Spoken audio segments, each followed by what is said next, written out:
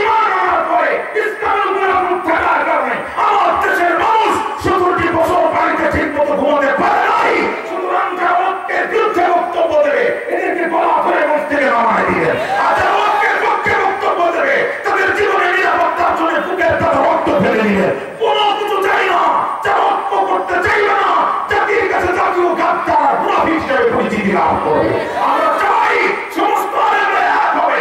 আমরা সেকুলারিজম দেখেছি, কমিউনিজম দেখেছি, ন্যাশনালিজম দেখেছি, বাবার শাসন দেখেছি, স্বামী শাসন দেখেছি, মোমের শাসন দেখেছি। একটাবার ওই 1000 বছর পূর্বে হাজির হওয়া এ কোরআন দিয়ে পার্লামেন্টের শাসন দেখতে চাই।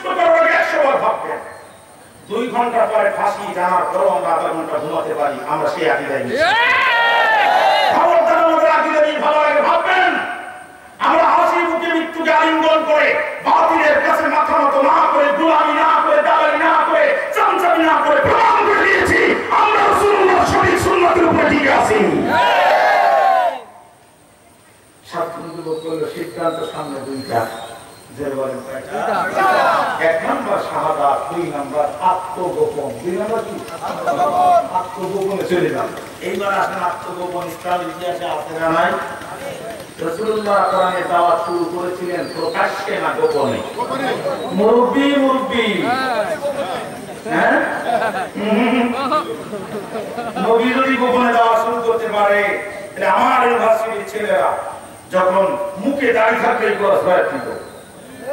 বিশ্বজিতের কথা ভুলে গেছেন আপনারা, কথা বলতেছেন না কেন? বিশ্বজিৎ হিন্দু ছেলে কাজ করে খায়, সময় পায়নি কিংবা টাকা ছিল না, গাড়ি একটু বড় হয়ে গেছে, ওরে পিঠাচ্ছে আর বলছে তুমি শিবির বলছে মা কালী কিনে শিবির তো দূরে কথা, আমি মুসলমান না, বিশ্বাস না, আমার প্যান্ট কিনে দেয়, আমার প্যান্ট কিনে দেখতে পাবি আমি মুসলমান না, আমি হিন্দু, ওদের না তুই শিবির কি কয় না তুই শিবির পুলিশ বিশ্বজিৎকে পিঠায় পিঠায় মেরে দিল। মুরব্বী যখন মুখে দাঁড়িয়ে থাকার কারণে হিন্দু ছেলেরাও শিবিরের অজুহাতে মার খাইতে বলে তাদেরকেও পিঠায় মৃত্যুর করে ঢেলে দিয়েছে। আমার সমাজ ছেলেরা যদি নিজের পরিচয় গোপন করে বিপদগামী বন্ধুর হাতে কোরআন তুলে দেয়, বিপদগামী বন্ধুকে হাতে তাহাজ্জুদ তুলে দাঁড় করে দেয়, তাহলে তোমার এত চুলকায় কেন? কথা বলেন।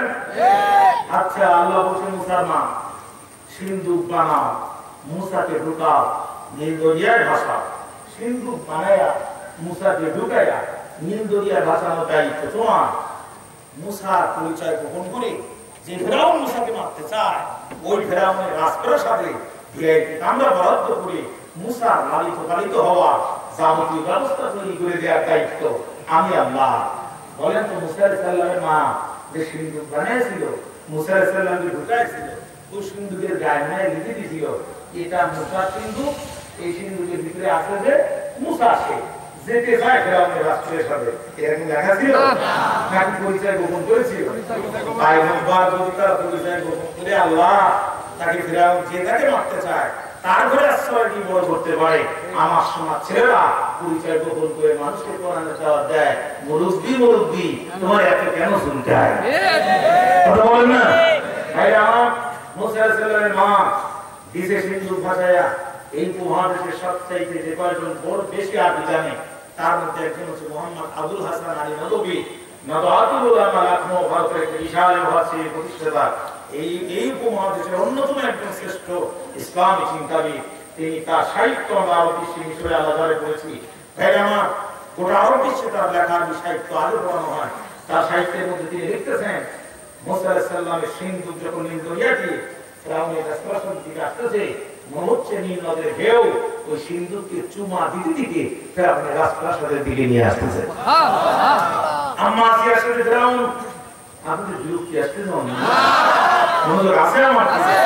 আম্মা আসিয়ার সাথে ফেরাউন বসতে আসতে তো আমি গত বছরের ডাইভার্স হবে এবছর আছেন না ইনশাআল্লাহ।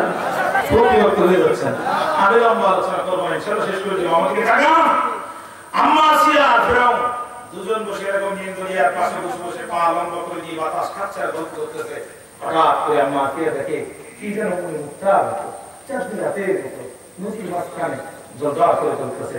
আসিয়া তখন ফেরাউনকে একটু খাও পালাও, ওই জলকে তাকাও, কুড়িটা করে কি গো আস্তে করে যখন কিছুক্ষণ পরে সেই নিজেই ফেরাউনের নৌ ঘাটিতে এসে দাঁড়ায় গেছে। ফেরাউন তার ইন্টেলিজেন্স তথ্যমন্ত্রী হাসান মাহমুদ সহ যে বদমাইশগুলো ছিল প্রত্যেককে বললো তাড়াতাড়ি তথ্য সংগ্রহ করো, র্যাব পাঠাও, পুলিশ পাঠাও, বিপ্লব কুমার, ডিসি হারুন, এই যারা বিনোদীর যে বদমাইশ আগে যেটা বিদ্রোহটা সহ সবগুলো পাঠাই দিতে ওখানে। ওরা সেয়া দেখে মনে করতেছে এটা তো ৭৬ কেজি বোম, কিন্তু গোপাল মধ্যে যেটা বাস খেয়েছিল সেইটা মনে হয় কি ব্যাপার, এটা তো আন্দাজি করতে পারতেছি না এর মধ্যে কি আছে। এখন বোমা বিশেষজ্ঞ বলা হয় এত যে নিজে এবং পৃথিবীর পর কি বোমা বিশেষজ্ঞ শুধু সঙ্গে না করে এর মধ্যে কি তার ঠিক নেই। ও ভয় পেয়ে গেছে মনে করতে যেটা বোমা, কিন্তু এখন বাস খায় শুধু আমি মরবো না ফেরাউন মরবে, এই চিন্তা করি মধ্যে ধারে যাচ্ছে না। একটা সামনে যায় দুই বছরে পিছায় পিছনে আপনি বিনোদী দাঁড়িয়ে আছে মধ্যে কল কি আছে ওর মধ্যে কল এতদিন তো নিজে এখন পারেস কেন কল আস্তে করে সিন্ধুকটা ওপেন করে দেখে সিন্ধুক না কোনো দুটো না, এত সুন্দর টুকটুকে মাসুম বাচ্চা দেখা যায়। আমাদের জীবনে মানুষের বাচ্চা যে এত সুন্দর হয় আমরা কোনোদিন দেখি নাই।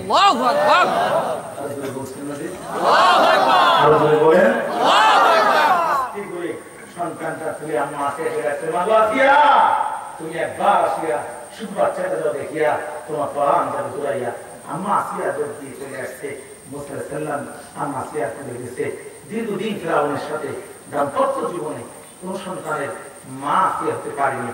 মুসা আলাইহিস সালাম করে নিয়ে আসার সাথে যত দুঃখ আসিয়া ফেলে যাইছিল সমস্ত দুঃখকে আল্লাহ তাআলা মুছে দিল, ডিলেট করে দিল। আম্মা আসিয়া খুশি হয়ে ডাকতে যায় আসিয়া ইংরেজদের কাছে যে দেশে তো এখন অভিযান চলতেছে, ছোট বাচ্চাদের যারে পাশে গুলি করতেছে এরকম তো বাচ্চা দেখি ফেলেছে, তুই লুকানোর কায়দা নেই, কি করা যায়, নিজেই রাখতে ভালো তাড়াতাড়ি দিকে তাকাও। এরকম দিয়ে গেছে, বলছে এখনো বাচ্চাটা কত সুন্দর, কি সুন্দর দেখতে। এরকম বলছে আসিয়া এই মনে হয় সেই মূসা।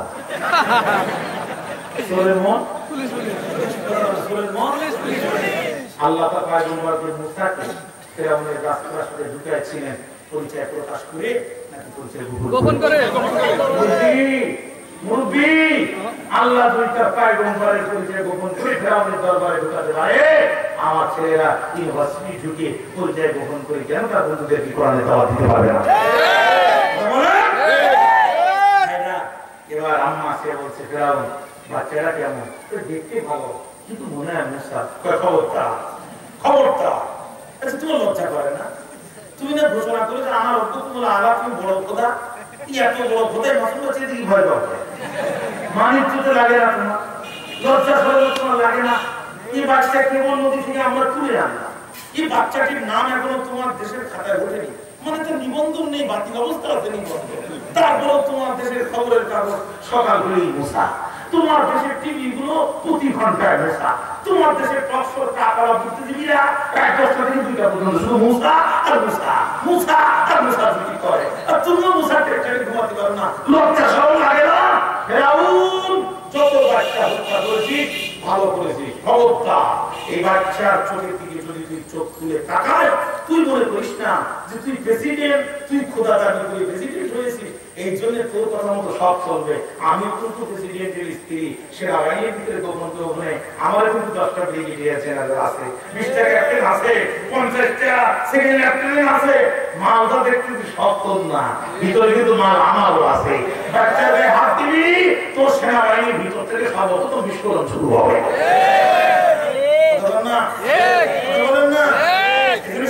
বারবার চেষ্টা করেছিল বিশ্ববর্ণ মুখস্থকে সরাসরি মারতে, ফাঁসির কাছে দিতে, এই জন্য ট্রাইব্যুনালের রায়, হাইকোর্টের রায়, নির্বাহী বিভাগের রায়, আপিল কোর্টের রায়, বারবার শুধু ফাঁসি দিতে চায় আর বারবার ফিরে আসে। চিন্তা করে তাদের হাতে অস্ত্র নাই, ওদের বুকের মধ্যে গুলি করে থামানো যাবে, মাল যাদের কাছে আছে ওখানে তো সাইডি ভক্ত আছে, ওরা যদি মারলি একবার ক্যান্টনমেন্টে বিদ্রোহ করে দেয় তখন তো আমার বংশ সহজ হওয়া লাগবে।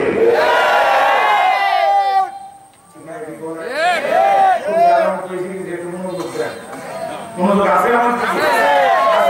খবরদার খবরদার, বাচ্চা হত্যা করা তো দূরের কথা, বাচ্চা চোখের দিক তাকানো কিন্তু কপাল করে ভেঙে গেল।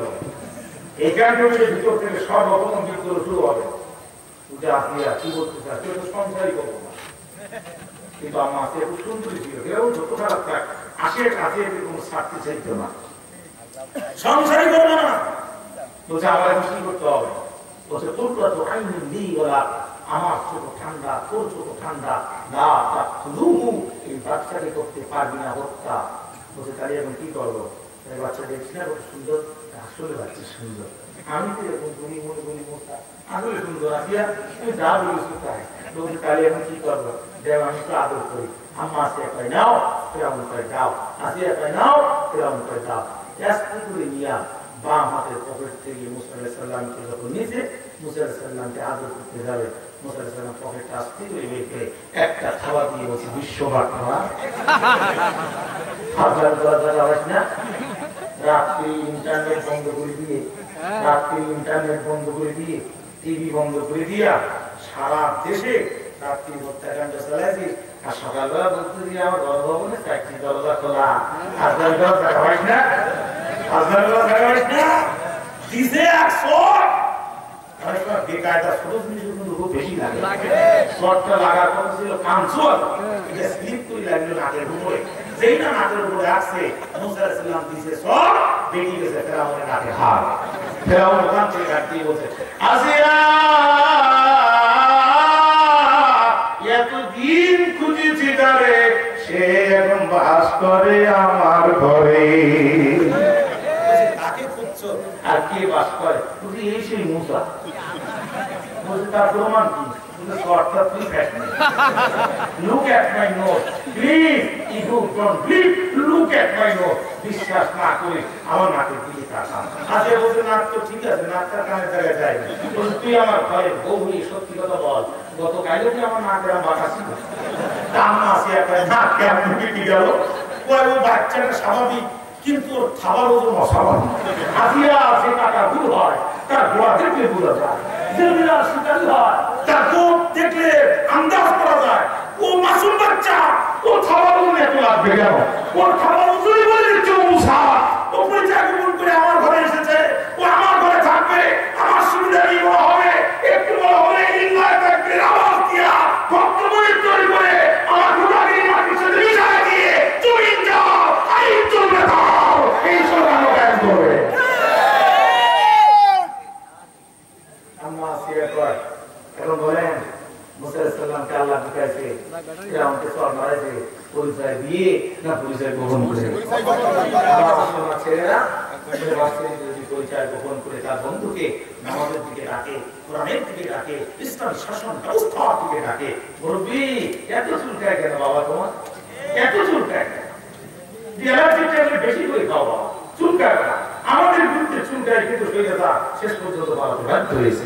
আমাদের রক্ত কিন্তু বহু তিতা রক্ত, এই রক্তের সারাই দাঁত বসাইছে, ওদের দাঁত দাপন হয়ে গেছে।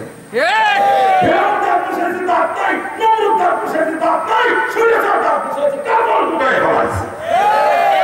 রক্ত বড় বিষাক্ত রক্ত, এই রক্তে দাঁত বসায় কোন শরীরের দাঁত তুলে নিয়ে যেতে পারে না। কথা বলেন না আম্মা সে একবার ফিরাউন সাবধান হয়ে যাও, তো ঠিক আছে তোমার কোথায় মারলাম, খাওয়া মারছে নাকে হাঁটি আছে, ফালতু তোমার যাইও না। এখন কি করবো? খাওয়া নিয়ে আসো, আপেল আর কমলা নিয়ে ফিরাউন নিয়ে গেছে। মুসা আলাইহিস সালাম কান নিয়ে ফিরে গেছে। মুসাকে কে বেশি ভালো চিনবে? মুসাকে ভালো চিনবে কে? ফিরাউন মুসাকে ভালো চিনবেছে। আমার কোনো কাজও পছন্দ হচ্ছে না। আমি গেলাম আদর দিতে, খাওয়াই নাকে হাঁটি বাঁকাই দিল। আমি গেলাম খাবার খাওয়াতে, সেই খাবার তার মুড়ি ফেলাই দিল। ওই মুসা হবে না তো মুসা হবে না। আম্মা আসিয়াকে তোমার কোনো কাম গেলাস আর হইছো দেশের সব বাচ্চাগুলো সরিয়ে আসা তুমি দেখতেছো, আর তুমি এখন করতেছো। তুমি আচ্ছা কোনো কমন সেন্স আছে? তুমি মাসুম বাচ্চা, দেখো তো ডাক উঠেছে, তুমি ওটা আপেল দিচ্ছ, ওটা আমরা উঠিয়ে দিয়ে ফেলে দেবেন তো পড়বে। ওটা তোমার আর একটা খাওয়া দিয়ে কান্না নষ্ট করে রেনি তো পুরুষের কপাল। ওটা আসে এখন কি করবো? কোনো কথা না, তোমার বদমাস ওই বদমাস তুমি খারাপ এটা বন্ধ আছে কি আমার বাড়ি হাসান মাহমুদ ওদের ফোন দিয়ে কর, তারপরে প্রিন্টার ইলেকট্রনিক মিডিয়া কিন্তু সম্প্রচার করে দিই, ধাত্রী লাগবে। হ্যাঁ হাসান মাহমুদ কোথায় আসিস? তাড়াতাড়ি টিভিতে বলে দে সাংবাদিককে, একাত্তর টিভিতে ওই দুই পাঁচজনের উপর খেয়ে গেল এদেরকে টেলিফোন কর, দ্রুত সার্কুলার করে দিতে বল যে দুধ মা লাগবে। এতে বুঝবে একাত্তর টিভিতে টেলিফোন করে দিতে সার্কুলার প্রচার হয়ে গেছে। ফেরাউন বাদশা রাস্তা সবে ধাত্রী লাগবে, মোটামুটি হুকুম দেওয়া হবে। দেশের যত ধাত্রী ছিল সব ভিআইপি ধাত্রীরা লাইন দিতে, দেখতে যেমন তারা দুধ পান করাতে সক্ষম তেমন। কিন্তু পয়গম্বর মুসা কারোর কাছে গেল না, সবার শেষে দাঁড়িয়েছিলেন যিনি মুসা আলাইহিস সালামের বোন। তিনি বলছে দেখো এই মাসুম বাচ্চা আমার কাছে এমন একজন ধাত্রীর সন্ধান আছে, আমি নিচ্ছি এই বাচ্চা তার কাছে যাবো। বলছে তাই? বলছে হ্যাঁ। আচ্ছা বলেন তো মুসা আলাইহিস সালামের বোন কি তার পরিচয় দিয়েছিলেন? না, পরিচয় গোপন করেছিলেন। চাচা পয়গম্বরের বন্ধু দিকার পরিচয় গোপন করতে পারে, আমার ছেলেরা ইউনিভার্সিটিতে পরিচয় গোপন করে কোরআনের কথা আন্দোলন করলে তোমার এত কেন শুনতে চাচা? তুমি ইসলামের ইতিহাস পড়ো নাই, ইসলামের ইতিহাসে দাওয়াতের জিন্দেগি শুরু হয়েছে গোপন দিয়ে। মুসা আলাইহিস সালামের বোন যে মুসা আলাইহিস সালামের মাকে ডেকে নিয়ে আসলো, আপনাদের কষ্ট হচ্ছে? আমি মুসা আলাইহিস সালামের বোন যে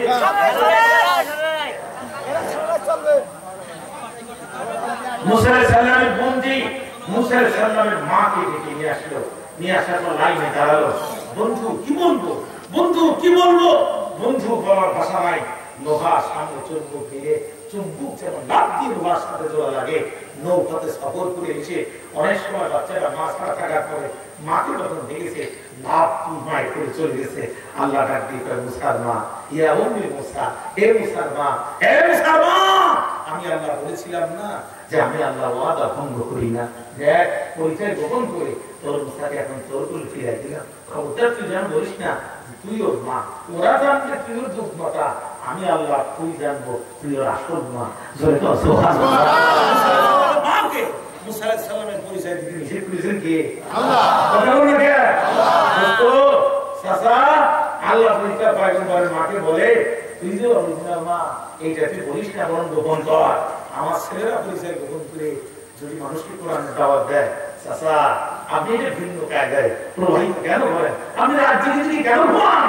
আপনি জানেন না বিগত 17টি বছর আমার সোনার ছেলেদের উপরে কুরবানির মহোৎসব চলেছিল? আপনি জানেন না আমার ছেলেদেরকে জড়িয়ে যখন ঢুকিয়ে দিয়েছিল? আপনি তো জানেন সবকিছু, তারপরে আপনি কেন আমার সোনার ছেলেদের উপরে তোহমত দেন? এই সোনার ছেলেদের উপরে যারা তোহমত দেয় এরা আসলে তাই নব্যতা। কথা কি বুঝতে পেরেছেন কেউ ভাইরা? আল্লাহ মুসলমান তোর মুসা এখন তোর করে থাকবে, ফেরাউন এখন তোরে বেতন দেবে। ফেরাউনের পুলিশ এত মানুষ নির্যাতন করে, তারপর ফেরাউন বেতন বাড়ায় না।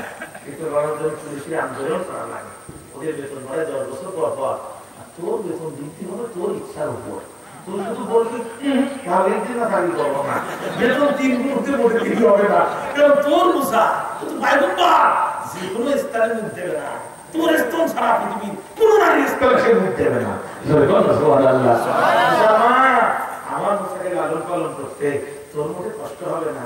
ওই যে আসিয়া আছে না, ও সব সময় তুলে করে রাখবে, গোসল করাবে, ওর বুকের উপরে রাখবে, শুধু খাওয়ার সময় একটু তোমার তুলে দেবে, তুমি একটু খাওয়াই শুধু আসিয়া তুলে দিয়ে দিবা। মুসার মা এবার কি মনটা ঠান্ডা হলো? আর একটা সংবাদ আমি তুলে দিই, তুই মন খারাপ করিস নে, আমি তোর মুসা যখন বড় হবে তাই আমি আমার নবী বানাই দিও।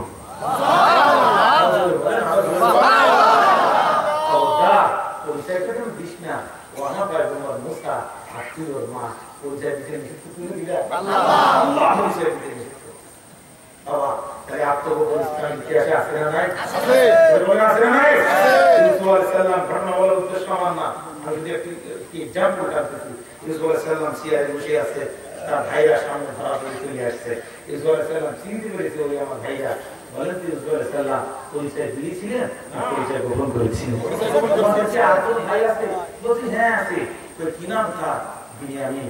ইউসুফ আলাইহিস সালাম চোখ দিয়ে পানি পড়তেছে, আপন ছোট ভাইয়ের কথা শুনে চোখ মুছতে যায়, বলছে তোমাদের ঘুম আমি 3 গুণ বেশি দেবো, 4 গুণ দেবো, তোমরা কিছু করে চলে যাও, বিনিয়ামিনকে যদি নিয়ে আসতে পারো ঘুম আরো বেশি দেবো। ইউসুফ আলাইহিস সালাম কৌশলে বিনিয়ামিনকে নিয়ে এসে নিজের কাছে রেখেছিলেন, পরিচয় প্রকাশ করে নাকি পরিচয় গোপন করে। এবার বিনিয়ামিন যখন আসলো বলছে এবার তোমরা তোমাদের বাবাকে নিয়ে আসো, আমার এই জুব্বাটা তোমার বাবাকে দিয়ে জুব্বা খুলে যখন একবার সাল্লামের কাছে দিতে, একবার সাল্লাম ইউসুফ আলাইহিস সালামের জুব্বা শুকে সন্তান ইউসুফের গ্রাম জুব্বার ভিতরে পেয়ে গেছে।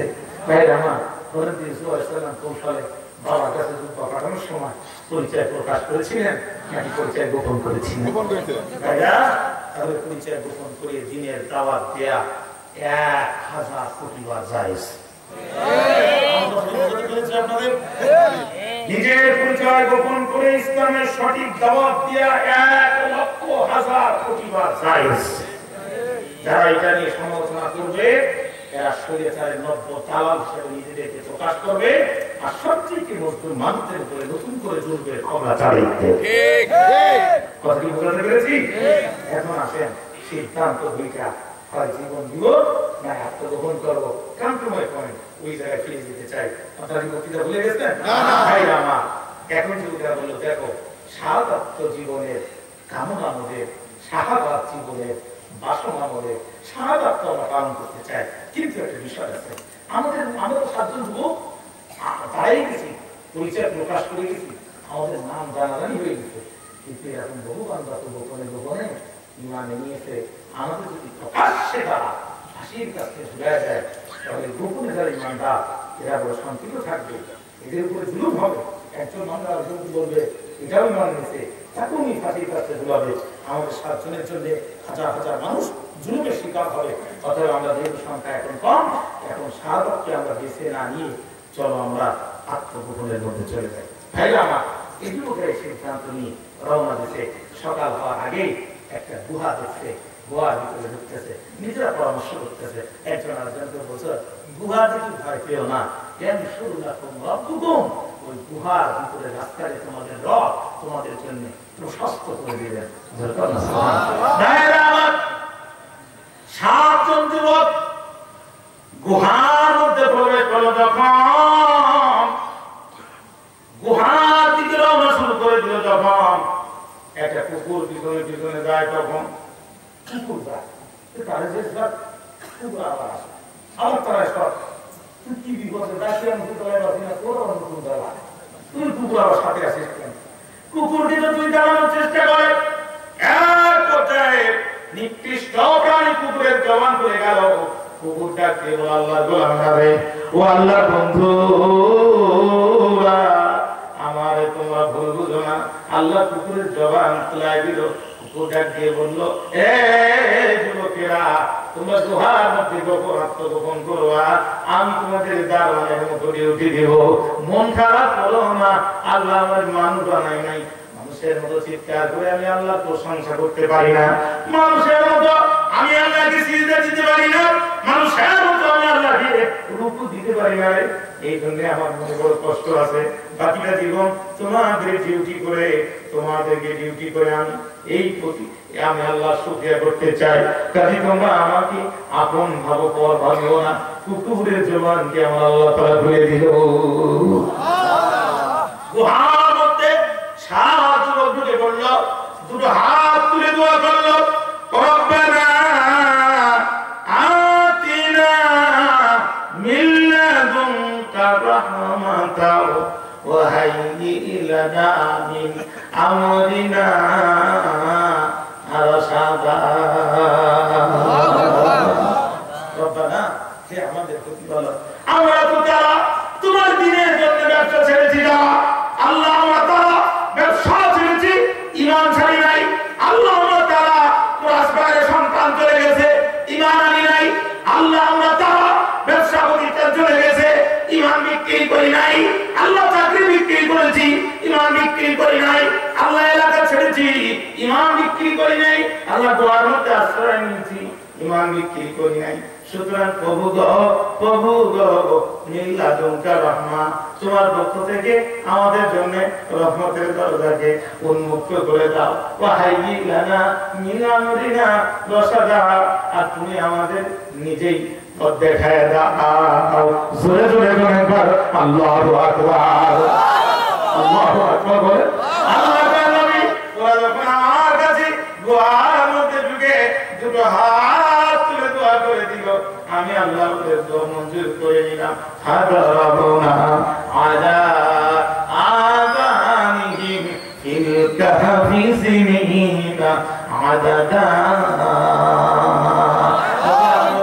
চোখের মধ্যে তন্দ্রা ঢুকায় দিলাম, ঘুম ঢুকিয়ে দিলাম। 1 নয় 2 নয়, এক টানা 309 বছর ওরা ঘুমিয়ে গেল। জোরে বল আল্লাহু আকবার। আবার আল্লাহ তাআলা নবীকে বলছেন, আমা হাসিবিকা আন্না আসহাবাল কাহফি ওয়ার রাকিম কানু মিন আয়াতিনা আজাবা।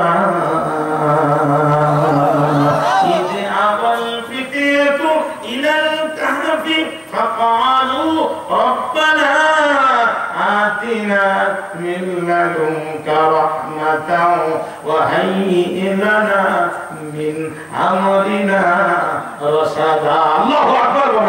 আল্লাহ তাআলা আপনি কি মনে করেন আসহাবে কাহফের এই 7 জন যুবককে আর 8 নম্বর কুকুরকে, কেউ বলে 8 জন যুবক 9 নম্বরটা কুকুর, যাই হোক প্রকৃত সংখ্যা ভালো জানেন যিনি, আসমান জমিনের মালিক তিনি।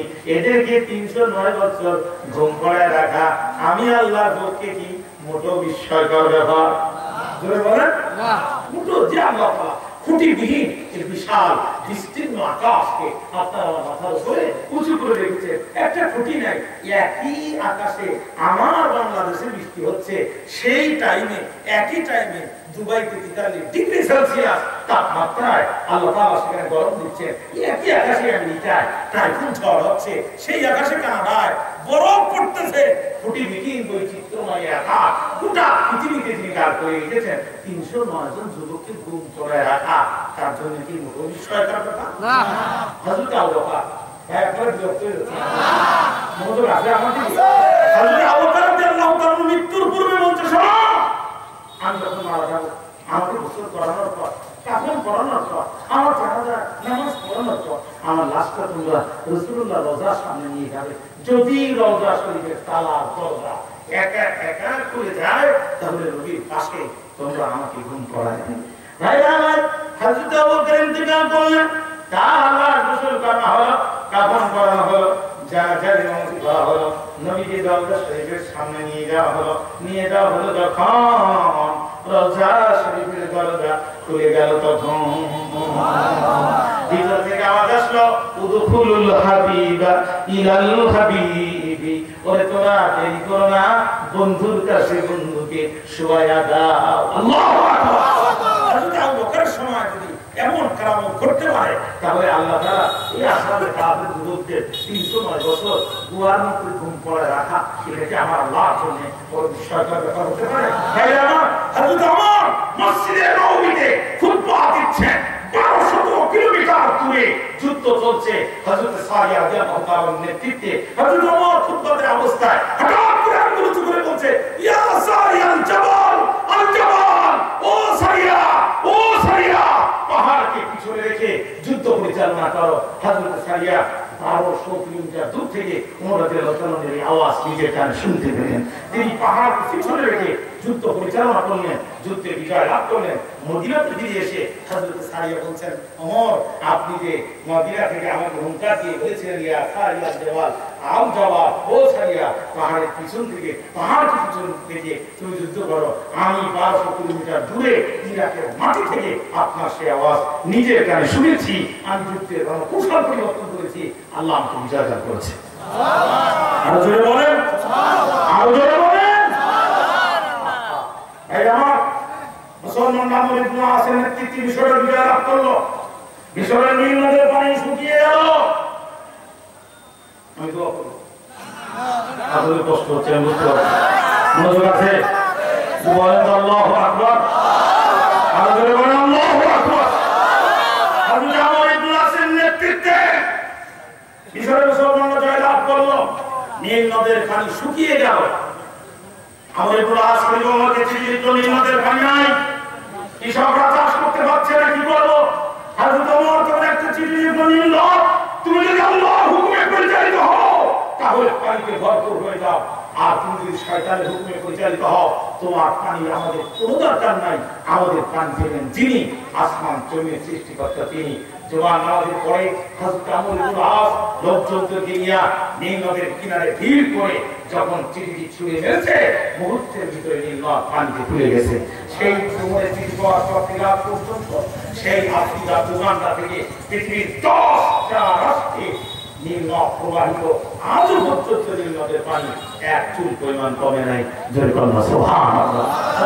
একটা চিঠিতে যদি, ওমর একটা চিঠিতে যদি আল্লাহর রহমতে নীল নদের পানি ভরে যেতে পারে, আসহাবে কাফের 309 জন যুবককে আল্লাহ 309 আসহাবে কাফের 7 জন যুবকদেরকে 309 বছর ধরে করে রাখা, এটা আল্লাহর জন্য কোনো ব্যাপার না। জোরে বলেন কোনো ব্যাপার না। মদিনার বাড়িতে আগুন জ্বলে উঠলো। হযরত ওমর চিঠি লিখলো, ইয়া নার উসকুনি ইয়া নার, এই আগুন তুমি ঠান্ডা হয়ে যাও বিসমিল্লাহ, আল্লাহ তোমরা ঠান্ডা হয়ে যাও। একজন ওমরের চিঠিটা নিয়ে ঘরের ভিতরে ফেলে দিল, সাথে সাথে আগুন নেভে গেল। ভাই আমার, বলেন তো দেখি, বলেন তো দেখি, বলেন তো দেখি, ওমরের একটা চিঠি দিয়ে যদি আগুন নিয়ে যায় তাহলে আসহাবে কাফের যুবকদেরকে আল্লাহ পাক 309 বছর ধরে করে রাখা, এটা আল্লাহর জন্য কি মুঠো বিস্ময়কর ব্যাপার? জোরে বলেন মুঠো বিস্ময়কর ব্যাপার। ফেরাউনের বাহিনী মুসা আলাইহিস সালামকে তাড়া করেছে, সামনে বিশাল সাগর, কিচ্ছু নেই। মুসা আলাইহিস সালামের উম্মত, ও মুসা, এতদিন যে তোমার আল্লাহর কথা শুনেছিলে, আমরা ঈমান আনছিলাম, সামনে তো সাগর ছাড়া কিচ্ছু নেই, তোমার রব কই? আমাদের লোকজন বলতো না, হুজুরা তো অবসর, ও আর হবে না, এইবার যদি না আর হুজুর কোনো লক্ষ্য নেই। তো গেছে আপনারা শুধু আমাদের কথা কন, আর আমরা আপনাদের কথা তসবিতে বিপদে পড়ে দিই হুজুর। ও আপনারা পারবেন না কি আল্লাহ অর্ধেকে দেয়নি অর্ধেকে দেয়নি বলছি ইন্না রব্বি সাইয়াদিন থামো শুধু বকবক করো কেন থামো এটা আমাদের রাস্তা দেখাবে সুবহানাল্লাহ বলতে বলছে না আল্লাহ আমার মুসা ফার্স্ট ক্লাস পেয়েছে এই মুহূর্তে হাঁটা যাবে নদীর তলে কাদা থাকে না কোনো কাদা কাদা হবে না এই মুহূর্তে আমার মুসা তার উন্মুক্তি পার হয়ে যাবে পানিও লাগবে না কাদাও লাগবে না এই মুহূর্তে ব্যবহারযোগ্য রাস্তা আল্লাহ তৈরি করে দিল সুবহানাল্লাহ বলেন না মুসা আলাইহিস পার হয়ে গেল যে আল্লাহ মুসা আলাইহিস সালামের জন্য সত্য হাঁটা যাবে সমুদ্রের মুখ দিয়ে এমন রাস্তা তৈরি করে দিতে পারে আসহাবে কাফে 7 জন যুবকদেরকে 309 বছর ঘুম পড়ে রাখা এটা আল্লাহর জন্য একেবারেই বিশ্বাসের ব্যাপার না যদি বলেন ঠিক না তাই আমার এবার 7 জন যুবক ঘুমিয়ে গেল তাকে আমি সেনাবাহিনী দিয়া সিরিয়াল অভিযান চালাচ্ছে 7 যুবক খুঁজে বের করো এরা গেল কোথায় এরা গেল কোথায় ওরা সারা দেশ খুঁজে যখন পায়নি তখন বুঝে গেছে এই যে পাহাড়ের ভিতরে আছে কিন্তু ঘটনা হলো যুবকদের 7 জন ঘুমোচ্ছে কুকুরটা কি করে দিলেন হ্যাঁ যে আইডি কি ওয়াসি কুকুরটা তার সাইড হাতটা সাইড দিতেছে মাথাটা সামনে লম্বা করে জিভটা এমন করে বেরিয়ে তার পুরো একটি দিয়ে দিয়েছে যে ওকে আল্লাহ বলছে নবী আপনি কুকুরের ওই অবস্থা দেখতে আপনি নিজেই দৌড়ে পালাবেন নিজে কি করতেন কাকিয়া মুস্তার লোকজন নিয়ে যখন কুয়ার মধ্যে ঢুকবে দেখে শুরুতেই কুকুর সাইড হাতটা দিতে দাঁত মেরে যেভাবে রয়েছে কাকিয়া মুস্তি শুধু দৌড় সামনে যাস না এই কুকুরটা ওভারটেক করে ঢুকিয়ে যদি সামনে দেখি যে একটা বাঘ ইমাম নিয়েছে তাহলে একটু ফিরে আসার কথা থাকবে না সামনে বাঘ আর পিছনে কুকুর মরা ছাড়া কোনো উপায় থাকবে তাকে আমি যদি শুধু ধরি না যদি কেন মুক্তির অবস্থা দেখিস না ফারুকে যখন ক্রস করেছে শরীরে তার দুইটা উঠে মেরা দৌড়া ছাড়া কোনো গতি নেই বলছে কেন ওদের মুখটা উঠে দেখার মধ্যে দেখি রুই দেখ না আপনি কিভাবে কি করতে দেখেন আপনার বাড়ি আসতে ডিগ্রি দেবো একবারে বলতে আমার সেই এসএসএফ কই স্পেশাল ফোর্স কই কিন্তু ওরা কাগজ নোট নেই বলতে পরে জনগণের সাথে নিজেই যেটা কথা বলতে ঠিক পাচ্ছে না তো ওদের অস্ত্র ভেঙে ধরে নিতে অস্ত্র হাজারি আইডিয়া লোকে আছে অস্ত্র ভেঙে ধরে নিতে আমি এখন কি করবো আপনার জন্য শুধু পিছনে চলটা খোলা ওঠে না আচরণ মারে এই ছাড়া আপনার কোনো গতি নেই কথা বললে গেল তাকে আমি বলতে ভিতরে ঢোকা যাবে না এক কাজ করো এদের যখন ভাতে মারতে বললাম না তাহলে এদের এখন পানিতে মারবো সরকার তোকে রাখতে বললাম না গেট সব তুলে দাও এখন বন্যা দিয়ে ভাসিয়ে দেবো কি কথা বলছেন নেই তাকে আমি কোনো মারতে বললাম না তাহলে গোয়ার মুখ দিয়া আটকা দাও গোয়ার মুখ ইট বালু সিমেন্ট নিয়ে এসো গোয়ার মুখ প্লাস্টার করে দাও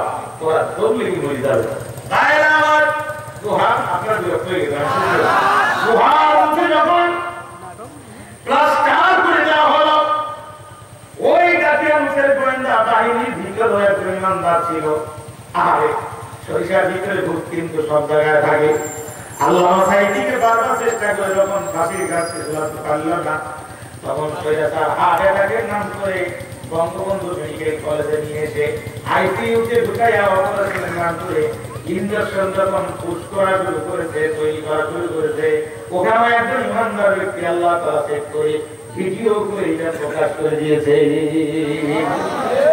সরিষার ভিতরে ভূত সব জায়গায় এখন তাকে লোকের ভিতরে ইমানদার একজন ছিল সে করল কি 7 জন লোকের নাম সীসার প্লেটে লিখলো আর সিন্ধুকের ভিতরে আটকায়া ওই গুহার মুখে রেখে দিল একে একে 309 বছর কেটে গেল আল্লাহর এক বান্দা ছিল তার অনেক গরু ছাগল ভেড়া ছিল তাকে আল্লাহ 309 বছর পরে বাচ্চা আরো 2-3 জন মারা গেছে এর মধ্যে যারা ক্ষমতা আছে নাস্তিক আধা নাস্তিক সাবিয়া কবি সুলতানা কামাল জামাল যা ছিল এগুলো মোটামুটি লাইন ক্লিয়ার হয়ে গেছে এখন যে বাদশা আসছে তার নাম তদ্রুস কোন তাফসিরে তার নাম বেদরুস সে আসছে সে বলে ইমানদার রাতে তাহাজ্জুদ করে কিন্তু তার আজকে এই সমস্যা দেখা দিতে মানুষ বিশ্বাসই করতেছে না যে মরার পর আল্লাহ জীবিত করবে কেমন করবে মরার পরে কবর খুলে দেখলাম শুধু হাত দিতে কিছু নেই এখান থেকে কেমন মানুষ আল্লাহ জীবিত করবে কিয়ামত কি মানুষের মধ্যে সন্দেহ দেখা গেল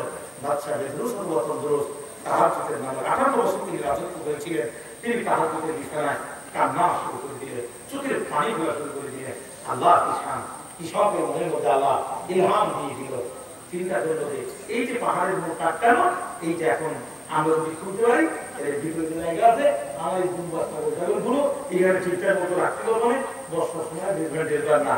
ও যখন এইবার কর্মচারী গিয়ে আঘাত করা শুরু করেছে, আস্তে আস্তে সাতজন যুবক নখ নাড়ানো শুরু করেছে, শব্দ পাচ্ছে ঘুম থেকে উঠছে, শব্দ পাচ্ছে ঘুম থেকে উঠছে, উঠে দেখে নোটের একটা এক একটু লম্বা হয়ে গেছে, চুল এক একটা লম্বা, মোষ লম্বা, কেউ কেউ চিন্তি করতেছে না, তাকাচ্ছে তোর নাম কি কমালিকা না, তোর নাম না কাসমালিকা, বলছে তো চুল তো বড় কে বলছে জানি না, তো বলছো কামলা বিস্তুম কতক্ষণ ঘুমিয়েছো, ওরা বলছে লাভিস না ইয়াউমান আও বাদা ইয়াউমিন, মনে হয় একদিন অথবা একদিনের হাফ বেলা ঘুমিয়েছি, অথচ 309 বছর পেরিয়েছে, এবার কতক্ষণ ঘুমিয়েছি, এই নিয়ে তাদের ভিতরে দেখা দিল গন্ডগোল। গন্ডগোল থামানোর জন্য একজন বলে এই কমালিকা, বলছে কি প্রতি 2 টাকা করে সবাই যাও, 2 টাকা করে তুমি বলছে বাইরে থেকে গোপনে পরিচয় গোপন করে কিছু খাবার নিয়ে আসো, কমালিকা বেরিয়ে শাহবাগের মধ্যে দিনটা শুরু হওয়ার দিয়েছে, খানিকক্ষণ পর থেকে মেট্রো রেল যাচ্ছে, 309 বছর কেটে গেছে, ওতো মনে করছে যে একদিন ঘুমাইছি, একটু আগে ঢুকেছি, ওভারব্রিজ তো ছিল না, মেট্রো রেলও ছিল না, বঙ্গবন্ধু পদ্মা সেতু হয়নি, এ তো কিছু না। আচ্ছা বলেন তো 30 বছর আগে ধরা মারা গেছে, ওরা শাস্ত্রীয় নির্মল করে সামনে ছেড়ে দিয়ে বাড়ি নিয়ে আসতে হবে, আসতে হবে, তোমার এটা বাড়ি বেরিয়ে সে দোকান খুঁজে পাচ্ছে না, যেদিকে টাকাতে শুধু অভার বলি মেট্রো রেল গাড়ি ঘোড়া জ্যাম, খুব প্রকল্প, ও দেখি বিপদে পড়ে গেছে কোন থেকে আসলাম, কিন্তু আমাদের মনে হচ্ছে না। যাই হোক, হাতের মধ্যে একটা পুরাতন মুদ্রা আর মক্ত লম্বা চুল বড়, এক দোকানে আল্লাহ দিয়ে বলছে দুটো বাবু দুইটা, দোকানওয়ালা আস্তে করে এটাকে ডাকে আনছে, আমাদের ভদ্রবেলা তখন চারদিকে লোকজন নেই, ফাঁকা, হাতের মধ্যে ডাকে আনছে 300 বছর 9 বছর আগে টাকা, আর সে লোক নিয়ে এসে তার মুখ একটা লম্বা আর গোবাস্তু লম্বা, ও দোকানদারি ছেড়ে ও দোকানদারি ছেড়ে শুধু দৌড়চ্ছে, ওর পিছন দিকে তাকাচ্ছে না, বিপদে পড়িয়েছে মেট্রো রেল আর ওভারব্রিজে গিয়ে ও বিপদে পড়িয়েছে, 309 বছর আগে টাকা এবং এইগুলো কমতো, এই পরিচয় মামুলি তো নিজে কোটি টাকার দোকান ভেঙে দিত, সে কি বেকায়দা, কোনো দোকানে খাওয়া দিতে পারছে না, কিন্তু কিছু কিছু মনোযোগ নাই তখন আছে, কিছু কিছু সাহসী লোক তো সব জায়গায় আছে, আছে না?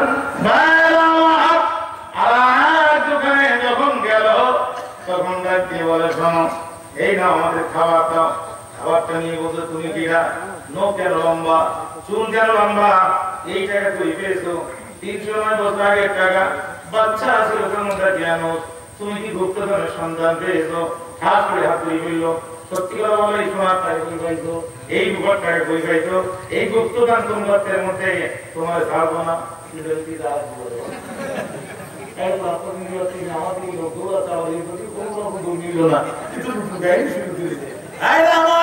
বলতে না বলতে চারিদিকে লোকজন এক হয়ে গেল, দুইজন ট্রাফিক পুলিশ পাশে ডিউটি করতে ছিল, পুলিশ দুইটা ছিল ইমানদার, বিনোদীর মতো না বিহারের মতো না, সত্যি সত্যি আল্লাহর উপর ঈমান আনত, রাতের বেলা তাহাজ্জুদ করত। বন্ধু দুইজন পুলিশ তাড়াতাড়ি করে পরিস্থিতি কি হলো, একজন পুলিশের নাম পেট্রোস আর একজন পুলিশের নাম রোনাস, দুইজন পুলিশ তাড়াতাড়ি করে এক হলো, এসে বললো কি হয়েছে, এই যে যুবক দেখো নৌকা একটু লম্বা, গোবাদা ইঞ্চি বেড়ে গেছে, মাথা চুল লম্বা, 309 বছর আগে মুদ্রা নিয়ে সে খাবার খান চলে এসেছে, পুলিশ দুইটার সাথে সাথে রক্ষাকে ধরলো, সবাই জন্য করলো কান ফের, গ্রেফতার হয়ে গেছি, এখন ডাকে আমার নিয়ে যাবে, ফাঁসির কাছে আমার ঝুলাবে, কি করা যায়, ও তখন কাঁদতে লাগলো আর জিকির করতে লাগলো সুবহানাল্লাহ আলহামদুলিল্লাহ, এই তখন জিকির করতে যায় কাঁদতে, পুলিশ দুইটা বলতে ভাই তুমি কাঁদো কেন, নিয়ে যাবা, ও তো আমাকে মেরে ফেলবে, ও তো মৃত্যু উড়ান্ত ঘোষণা করে দিতে, আমার যুদ্ধ অপরাধী বানাইছে, রাজাকার বানাইছে, টিভিতে সংবাদ প্রচার হয়ে গেছে, ট্রাইব মারফুটে মামলা হয়ে গেছে, এখন আমার আইকার চোখা হবে না না, কেমনে তোমার ভাই তুমি যে সুবহানাল্লাহ জিকির করতেছো, আমার বাচ্চা তন্দুরুস্ত সার্বক্ষণিক এই জিকির করে, ভাই কি নাম তোমার বাচ্চার, বাচ্চার নাম পেট্রোস, কিংবা কোনো তত্ত্বে আছে তন্দুরুস, তোমার বাচ্চা যদি এই দিকে পরে করে থাকে আমি কোথায় এই সে ঘোড়ার দিন তো পলাইছে 309 বছর আগে। ও তো বহু আগে দাদা বাড়ি মামুর বাড়িতে চলে গেছে, দাদা বাড়ি চলে গেছে, ও তো আর এই দুনিয়া চলে গেছে নাই। তখন তো তোমাদেরকে কান্না বন্ধ করলো। আমার পুলিশের সার্জেন্টের কাছে তখন সে তার ঘটনা বর্ণনা করলো। আমরা পাহাড়ের মধ্যে তাকিয়ে আমলে ঘুমাইছিলাম, আর উঠে খাবার কিনতে আসছি, কিন্তু যাওয়ার সময় ওভারব্রিজ দেখি নাই, মেট্রো রেল দেখি নাই, এই ফোর লাইনের রাস্তা আমরা দেখি নাই। কিন্তু আমরা তাকে আমাদের ভয়ে পড়াশোনা আশ্রয় নিয়েছিলাম। ট্রাফিক পুলিশ সাথে সাথে মন্ত্রণালয় খবর পাঠালো, এই যুবকদেরকে নিয়ে ওই যে আসাদের কাজের গোয়ার সামনে রওনা দিল। ইতিমধ্যে বাচ্চা তন্দুরুস সেখানে চলে আসলো। যুবক বললো, দেখেন আমরা 7 জন যুবক, বাকি সাথীরা যখন তোমাদেরকে আসতে দেরি হচ্ছে তখন তারা ধরে নিচ্ছে তোমাদেরকে গ্রেফতার হয়ে গেছে। এখন যদি হারুন তোমাদেরকে নিয়ে এই গোয়ার কাছে চলে আসবে, আমাদের গ্রেফতার করবে। উদ্বিগ্ন হয়ে ওরা মহানগরীর দিকে চলে আসলো। এদিকে সার্জেন্ট পুলিশ তোমাদেরকে নিয়ে গোয়ার সামনে চলে গেল। উঠি দিয়ে বাকি 6 জনকে দেখতে পেল। কুকুরটা তখন ঘুম থেকে উঠে মশান হচ্ছে, যদি আক্রমণ করা হয় আমি আগে আক্রমণ করবো। ঠিক সেই মুহূর্তে ওরা সিন্ধুকটা দেখতে পেল। তোমার তার নাম বললো, সিন্ধুকটা ওপেন করা হলো, সীসা প্লেটটা বের করা হলো। 7 জন যুবকের নামের সাথে সেই নাম মিলে গেল। সুবহানাল্লাহ বলেন। সাথে বাচ্চা তন্দুরুস সিজদায় পড়ে গেল। 7 জন যুবক ভিতরে ঢুকে গেল। মুফাসসির কেরাম বলেন গবেষণায় 2 ধরনের ফলাফল এসেছে। কোন মুফাসসির বলেন ঘটনা ঈসা আলাইহিস সালামের আগে, কিন্তু তারা ঈসা আলাইহিস সালামের পরে ঘুম থেকে জাগ্রত হয়েছে। আল্লাহ তাদের জান কবজ করে নিয়ে চলে গেছেন। ভাই কেউ কেউ বলে না না না, তারা এখন পর্যন্ত ঘুমাচ্ছে। তারা বলে ঈসা আলাইহিস সালামের পরে ঈসা আলাইহিস সালামের সাথে উঠবেন, ঈসা আলাইহিস সালামের সাথে আমাদের নবীর উম্মতে তারা একবার লড়াই করবে। আই আমার 7 জন যুবক যখন আবার গুহার মধ্যে চলে গেল, বাচ্চা তাদেরকে হিরার গভীর মধ্যের মধ্যে রেখেছে। কিসের রাখা সিদ্ধান্ত নিল। রাতের বেলা বাচ্চা স্বপ্ন দেখলো, না না হিরার